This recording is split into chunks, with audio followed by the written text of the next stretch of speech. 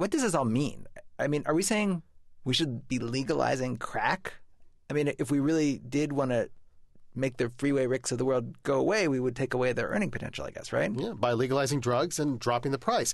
And some of the economists we spoke to said, yeah, of course. Making it illegal makes dealers richer, it creates more violence and crime, and doesn't do that much to drive down demand. So clearly, legalize it.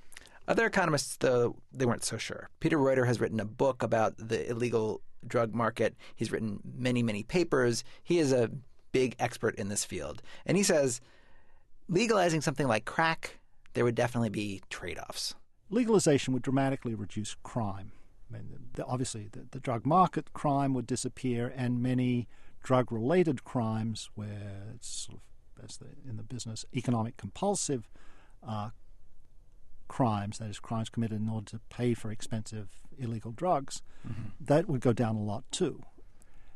What goes on the other side? I'm making up the number here. 5 million more persons addicted. That's a big number.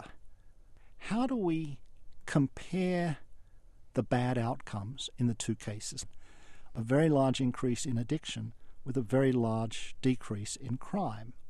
I take them both to be real, but I don't know how. That's a value judgment. How do you which is better and which is worse? Which is better? Yeah, right. yeah, right. And as for Rick, when it comes to the legalization, it's complicated for him. A lot of the reason Rick says he got into drugs in the first place was because he was illiterate. And I mean, think about that. Everything we've just heard, he ran a multi-million-dollar business empire without being able to read and write. He learned to read and write in prison.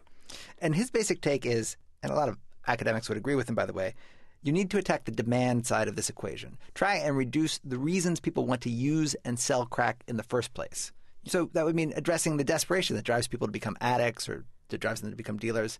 And that is Rick's new job. Since getting out of prison, he now travels around and talks to youth groups and schools, anybody who'll have him, basically. And he lays out the other side of this economic equation that you're in when you're a drug dealer, which is it's hard to retire as a drug dealer. You get shot or you go to prison. And once you go to prison, everything you've made, all the money you've made, it's gone. A multi-million-dollar business that you've spent years and years building, developing expertise in, can all be gone in a second. Cocaine